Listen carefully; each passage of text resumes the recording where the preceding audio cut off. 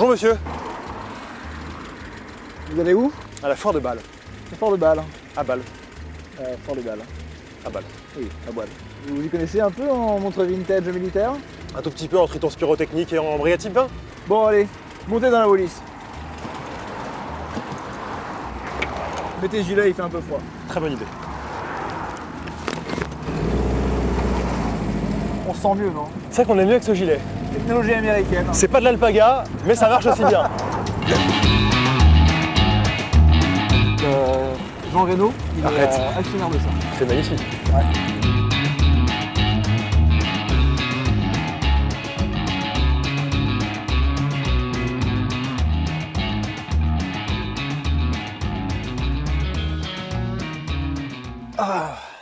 Comment on se retrouve, mon cher Nicolas? On est pas mal là. Hein. On est plutôt bien, ouais. Comment elle s'appelle la montagne derrière? La Tournette, c'est ça? La tournette, tout à fait, ouais. Le plus haut sommet autour du lac d'Annecy. Magnifique. Et ma montagne préférée. On n'est pas arrivé à la foire de Bâle finalement. On n'est pas arrivé à la foire de Bâle, mais j'ai mieux que ça de proposer aujourd'hui parce que tu as fait un déplacement, tu es venu de Paris pour nous rencontrer à Annecy. Et nous, tu le sais, ce qu'on aime, c'est les montres baroudeuses, les montres de plongée. Et on a un faible tout particulier pour les montres militaires. Et c'est pour ça d'ailleurs qu'on t'a réussi à te faire avec la participation d'un collectionneur. On remercie Monsieur P tout particulièrement Et on le salue. pour sa confiance, on le salue, on le remerciera encore et jamais assez pour sa gentillesse de nous prêter ces montres exceptionnelles. Donc aujourd'hui, on va parler de ces montres-là qu'on a retrouvées au poignet de militaire. Ce sont des montres vintage, ce sont nos favorites, il y en a 5. Et je crois que tu en aimes beaucoup aussi parmi ceux-là. Tu connais un peu mes goûts maintenant. Oui. Ça fait très plaisir, ça me touche, je dois dire.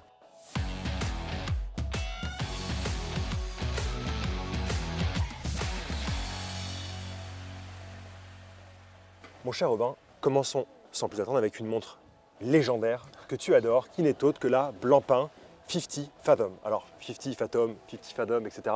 On s'en fout, vous avez compris le message et tu veux nous en dire deux mots tout de suite. Bon, c'est très simple, je pense que la Blancpain c'est quand même la reine des plongeuses, il y a la Submariner certes, et Évidemment. aujourd'hui il n'y en a pas d'ailleurs, ce qui est exceptionnel parce que c'est quand même notre montre. Et ça fait plaisir, même si on l'adore. Ça fait du bien de ne pas l'avoir, enfin, il y Voilà. aura quand même des Submariners mais pas des Rolex, on y reviendra. Blancpain 50 Fathom, effectivement, c'est la reine hors catégorie. Le design, il est exceptionnel, tu la reconnais parmi mille, l'une des premières montres de plongée de l'histoire. Et là aujourd'hui, on ne s'est pas moqué de toi puisqu'on a dégoté un exemplaire Blancpain 50 Fathom 1000 spec. À quoi on la reconnaît? Tu le sais très bien. Évidemment. Eh bien, mais tout le monde ne le sait peut-être pas. Et donc on va l'expliquer tout de suite. On va l'expliquer tout de suite. Déjà, il faut savoir que cette montre, ce qui est intéressant, c'est qu'elle a été conçue, développée avec le concours du grand Bob Maloubier. Bob Maloubier, c'est lui qui a créé les nageurs de combat et qui a donné un peu les spécifications. Il a cherché une montre de plongée et l'histoire voudrait que ça ait donné lieu à cette montre-là exceptionnelle. Et on aime cette histoire-là, Oui, elle est belle. on y croit. Oh, on y croit. Est-ce qu'elle est vraie? Peu importe. Peu importe. Peu La importe. montre, elle est vraie. Elle est absolument magnifique. On la reconnaît pourquoi? Parce que sur le cadran, on retrouve un cercle qui est une pastille d'étanchéité qui visait tout simplement aux plongeurs de la marine américaine de savoir si la montre était étanche ou non. Si elle prenait l'humidité, la pastille changeait de couleur. Et ça voulait dire qu'il ne fallait pas plonger avec. C'était une mauvaise Évidemment. idée. Cet exemplaire-là qu'on a aujourd'hui la chance d'avoir et de te présenter est extrêmement rare dans la mesure où on a une couronne vissée. Ce qui est vraiment très très peu produit chez Blancpain, alors que les autres couronnes ne sont pas vissées. En effet. Et donc exemplaire rare, avec une finition microbillée, ce qui lui donne ce côté mat. Est-ce que tu penses savoir pourquoi il y avait une finition micro-billet? La discrétion, je dirais. Pas mal. Pas mal, Bob. Pas mal. En parlant de Bob, son cousin a coulé un sous-marin allemand en 1942, juste ici. Tu veux dire dans le lac d'Annecy? Absolument. Mais comment le sous-marin s'est retrouvé dans le lac d'Annecy? C'est une blague. D'accord, De mauvais goût, j'en conviens. fort bien. Cette montre-là, pour moi, elle a sa place dans un top 5 de montres militaires, Évidemment. parce qu'elle est magnifique, parce qu'elle est rare. En plus, on va se gratifier de quelque chose. Je sais ce que tu veux nous montrer là. Elle est montée sur son bracelet dit Apollo, ce qui est le bracelet original de la Blancpain, et qui est absolument magnifique. Elle a une vibe extrêmement 50s, 60s que moi j'affectionne tout particulièrement et on ne peut que se délecter de ce design-là. Donc là, en gros, c'est un bracelet avec des trous, quoi. Oui, c'est vrai, c'est un bracelet avec des trous. Ouais. Qu'est-ce qu'elle t'évoque, toi, cette montre? Elle m'évoque vraiment le début, comme tu dis, de la plongée, et en particulier de la plongée professionnelle, où vraiment, à l'époque, aujourd'hui on est en train là, de se toucher sur les montres de plongée, mais c'était vraiment des outils qui étaient nécessaires au travail de certaines personnes, notamment les corps militaires. Et donc il y avait des cahiers des charges qui étaient importants, la lisibilité évidemment, comme tu le disais, alors là c'est spécifique à cette montre-là, la pastille d'étanchéité, une lunette tournante ici bidirectionnelle, alors à grand renfort de radium à la fois sur le cadran et sur la lunette pour pouvoir évidemment avoir une lisibilité sous l'eau aussi dans la pénombre. C'est très important. Et voilà, une étanchéité à toute épreuve, en particulier ce modèle-là qui est rare avec une couronne vissée. Et derrière un mouvement qui suit évidemment, qui est performant et qui est vérifié chez Blancpain. Et donc cette montre, elle est non seulement rare, mais cet exemplaire est particulièrement magnifique également. On voit que la patine est parfaite. On n'a pas la chance tous les jours de croiser des exemplaires aussi beaux. Donc c'est vraiment un plaisir de se délecter ça. On est très heureux de le présenter aussi à tes auditeurs. Merci, Tout le plaisir est pour nous. ça nous touche. On avait évoqué la première montre qui n'est pas des moindres. Et En ça effet. tombe bien parce qu'on en a encore plein qu'on aime excessivement et dont on a hâte de parler. On va parler de la seconde montre de cette petite brochette. Montre qui, je crois, tu affectionnes tout particulièrement, non? Oui, et tu sais pourquoi? C'est parce que c'était une de mes premières montres il y a quelques années de ça, quand j'ai commencé à m'intéresser aux montres. J'étais sur Le Bon Coin, j'ai cherché Triton, et j'ai trouvé une Triton Spirotechnique en Bretagne. J'ai demandé à ma maman de prendre la voiture, et je suis parti la chercher. Et donc c'était une de mes premières montres, donc c'est pour ça que je l'aime tout particulièrement, et je suis très ému de la retrouver aujourd'hui. Finalement, comme la Blancpain, il y a aussi des histoires très intéressantes, des histoires d'humains derrière cette Triton, Et oui, et d'ailleurs, en parlant de pyrotechnique, ça tombe bien parce qu'on a un gilet. qui m'a pas tenu très chaud finalement tout à l'heure. Non, mais bon. Et il était là, il avait le mérite d'être là, Oui, pour la blague. et on l'aime beaucoup. On l'aime beaucoup. Ce qu'il faut savoir sur la Spirotechnique, c'est une société française qui a été créée au lendemain de la Seconde Guerre mondiale par la société Air Liquide que vous connaissez très probablement. Et le but, c'est de commercialiser le détendeur de plongée créé par Jacques-Yves Cousteau et Émile Gagnant, le CG45. Et aussi, on connaît la Spirotechnique à l'étranger et en particulier aux États-Unis sous le nom de Aqualung, le poumon de l'eau, Et oui, comme effectivement. disent les Américains. Une très bonne traduction. Le poumon de l'eau, L'intelligence artificielle, elle est face à moi, là. artificiel seulement, s'il te plaît. Oui, c'est bien de le préciser.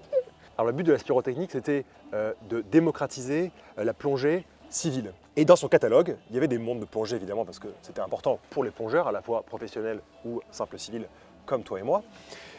Donc on retrouvait des marques comme Doxa, Rolex et la jolie petite marque française Triton. Et on va savoir que cette petite montre, Triton Spirotechnique, elle a été créée par Jean-René Parmentier en 1962. Alors évidemment Parmentier, couronne Parmentier. je te Rien laisse à faire. voir avec le hachis, hein, j'imagine. Je sais pas pourquoi je suis venu ici, putain. Moi non plus. Je retire cette blague. Mais non, elle était intéressante finalement, mais bon. Et en plus j'ai très faim. Voilà. Oui, moi aussi. Voilà, On n'a pas mangé encore. On ira déjeuner après.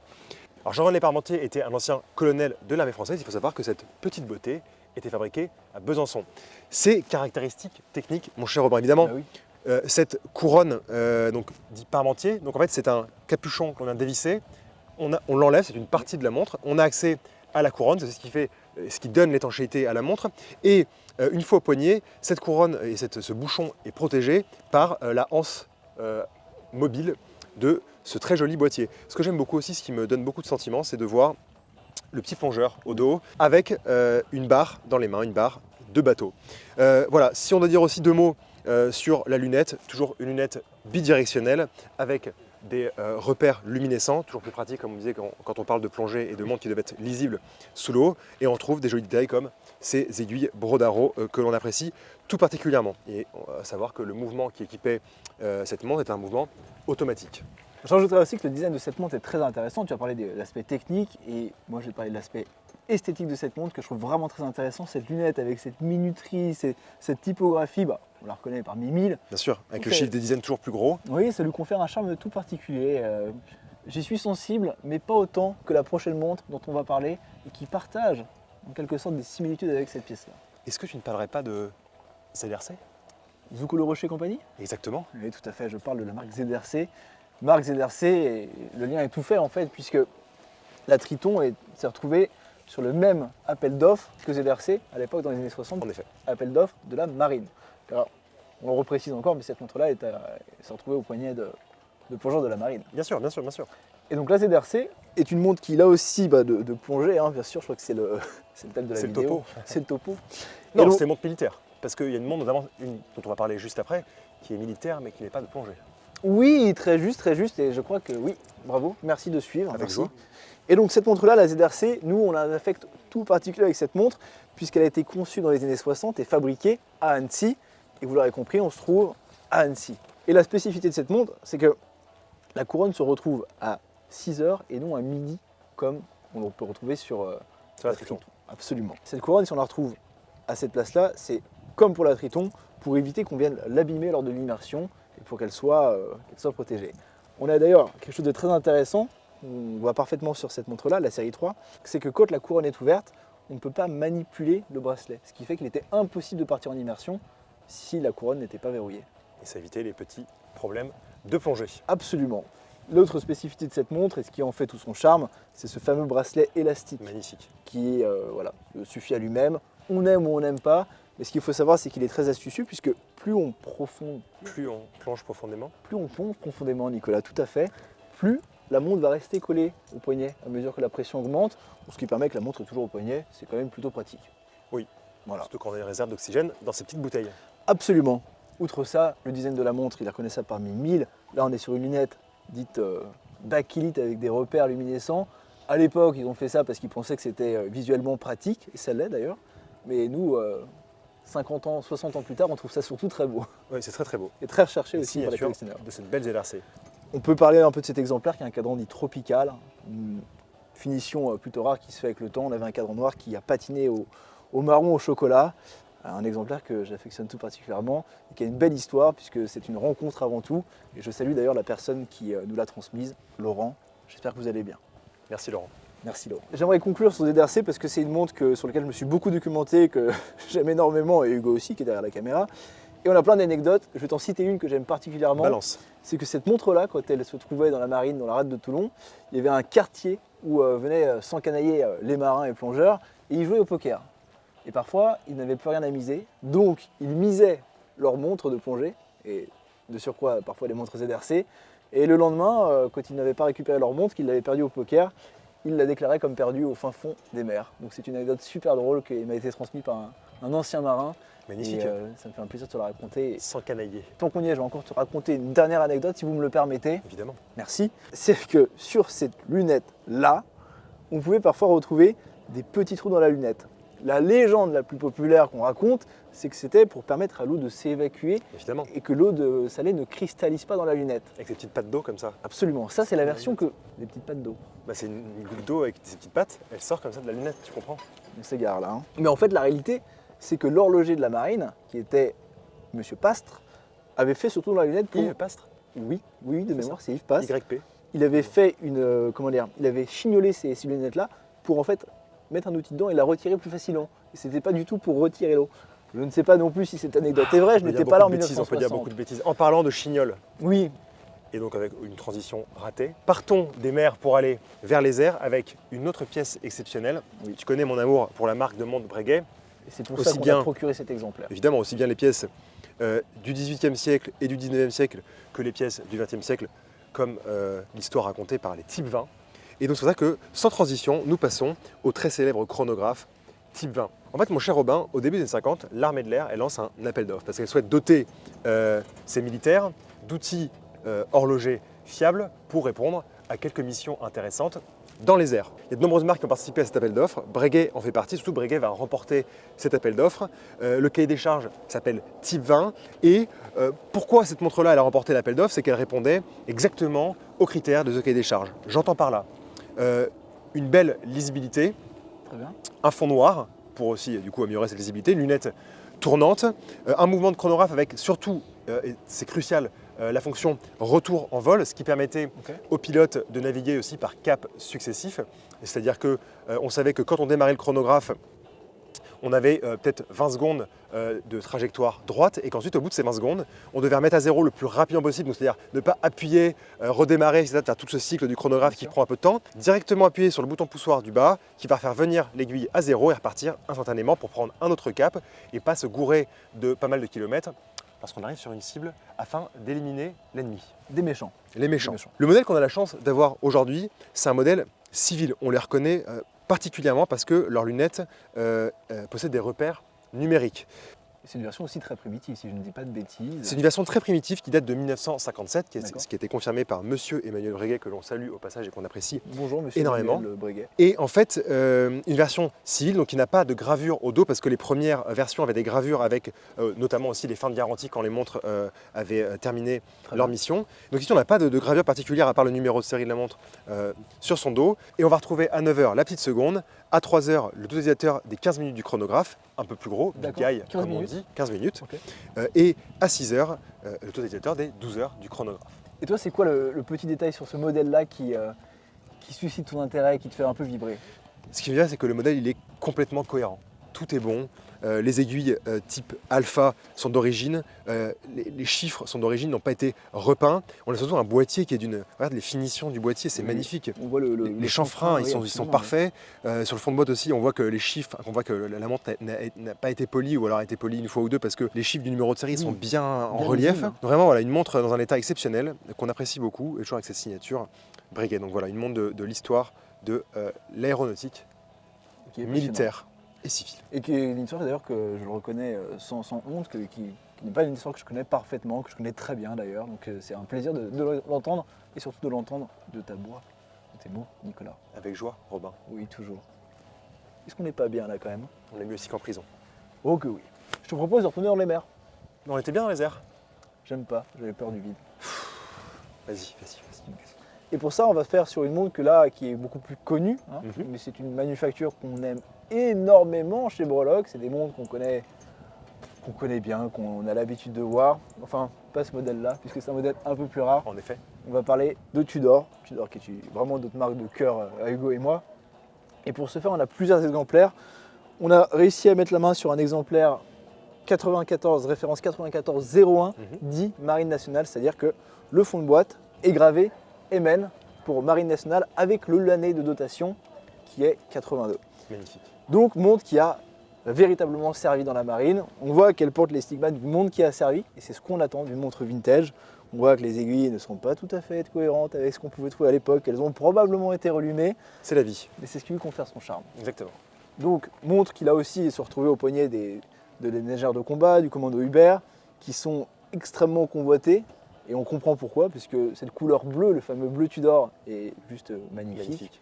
Moi, cette montre-là, je l'aime beaucoup. Plutôt quand on voit l'inscription MN derrière avec le numéro de série, enfin le numéro de série de l'année plutôt, Oui, tout à fait, l'année de c'est- dotation. l'année de dotation, ça fait quelque chose. Et on sait qu'on a une pièce qui a une histoire derrière elle plutôt chargée. Exactement. Et d'ailleurs, le fameux horloger de la marine, Oui. Yves Pastre, les signé aussi. C'est pour ça que souvent sur le Ah dos, oui. on retrouve YP sur les fonds de boîte. Donc Très on sait bien. qu'elles ont été révisées par Yves Pastre et c'est un signe que la montre est authentique et sympathique. C'était juste un petit mot comme ci, comme ça. Mais je ne connaissais pas cette Ça peut être anecdote. pratique. C'est pas des montres que je connais par cœur, les MN, loin de là. Et d'ailleurs, on n'a pas de Rolex Submariner, et pourtant c'est bien une Tudor Submariner. C'est la même famille. Absolument, puisque l'appellation Submariner a disparu chez Tudor au courant des années 80-90, si je ne m'abuse. 80 ou 90 Bah, 80 ou 90 Robin. Ah, c'est un bon débat. En tout cas, c'est un plaisir d'avoir cet exemplaire-là, de le présenter. Et ce n'est pas tout, j'ai d'autres surprises dans ma botte. Surprise plus contemporaine, j'ai l'impression. Et oui, effectivement, Nicolas, des montres plus contemporaines. Et là, il s'agit d'un exemplaire sorti en 2023 de la maison Tudor. Montre unique. Unique. Il n'y en a pas deux. Bah oui, parce qu'elle est unique. Du coup. Et tu sais pourquoi? Eh bien, c'est parce qu'elle porte en son fond de boîte la gravure des SAS, qui n'est pas du tout, comment dire, c'est nous qui l'avons Légitime. fait faire. Oui, donc il n'y a aucune légitimité. C'est pas grave, on aime le clin d'œil. Écoute, moi j'aime bien avoir des montres qui sortent un peu de l'ordinaire, qui sont un peu plus uniques. On voulait faire un clin d'œil à ce fameux, au fameux SAS. On remarquera que c'est quand même du plus bel effet. Cette montre n'a aucune légitimité et les Et montres on sont l'aime quand même. uniques, Et là, on est sur quel modèle de Tudor? Sur la 54, qui est pour moi la meilleure itération que Tudor ait pu réaliser Je pense de aussi. la Black Bay. Je veux dire, les proportions Sont parfaites. sont divines, Elle est fine. elle est parfaite. Ouais. Par contre, on va terminer sur une autre montre moderne qui, elle, a une origine absolument militaire, qui est une Black Bay 58 COS pour commandement des opérations spéciales. De loin, ça ressemble à une 58 classique de couleur bleue, mais en réalité pas du tout, puisque c'est un exemplaire qui a été tiré à 330 exemplaires, pas un de plus, et qui était uniquement distribué auprès des commandos, auprès des forces armées françaises. La spécificité, c'est d'avoir le bleu, blanc, rouge sur le cadran, comme tu peux le voir, Je le vois. et également d'avoir un fond de boîte gravé avec le logo du commandement des opérations spéciales, ainsi que le trigramme, c'est-à-dire le nom de famille du commando, mais raccourci en 3 lettres, et son numéro de brevet. Donc toutes ces montres sont absolument uniques, elles ne sont pas distribuées au public. Normalement, elles n'ont rien à faire dans les mains de civils comme moi. Mais dis-nous, comment tu as fait pour avoir cette montre? J'ai le bras long. D'accord. Non, écoute, j'ai eu la chance de rencontrer quelqu'un qui avait une connaissance qui voulait se séparer de cette montre. Tu Étant as fan sauté de sur Tudor, l'occasion. bah oui, on ne peut pas refuser une pièce comme ça. C'est l'équivalent moderne de ces pièces-là. En effet. C'est un petit détail qui fait toute la différence. Elle a une véritable historique militaire. Elle n'a pas servi en opération comme on pourrait le supposer pour cette pièce-là. Néanmoins, le plaisir d'avoir une montre aussi unique et aussi belle, parce que moi je l'aime bien, Montre un peu ça. me rend très heureux. Félicitations. Ouf, merci. Si, hein, j'insiste. c'est le plaisir de chiner, de chercher des pièces qui comme ça nous émeuvent, et que ce soit dans le vintage comme on l'a pu, ou avec Nous des émeuvent. montres plus modernes. Ça te dit pas? Nous émeuvent. Nous émeuvent. Ouais. Il faudrait peut-être penser à faire une collaboration avec le Becherel. Je pense aussi. En tout cas, Nicolas, c'était un plaisir de t'accueillir à Annecy. On espère que vous avez apprécié cette présentation de montres vintage, montres historiques qui nous touchent beaucoup, nous parlent énormément. Là, je crois qu'on avait vraiment, comme tu disais, une brochette. Oui, hein, tout à fait. pour parler encore de nourriture. Une brochette vraiment des plus belles pièces, je pense, parmi les plus belles pièces, qui ont évidemment un aspect civil, mais aussi un aspect militaire et qui ont servi à des corps armés professionnels importants. Voilà. Nicolas, merci de Merci, nous avoir Romain. regardés. Et puis n'hésitez pas à vous abonner à la chaîne des Rabilleurs, mais également à la nôtre. Évidemment. Également à la nôtre, Breloque, bien Une sûr. pizza achetée, une pizza offerte. Absolument, 3615, code ficelle. Enfin bref. Nicolas, merci pour tout On se retrouve très très vite. On vous aime. Merci. et prenez soin de vous. Surtout.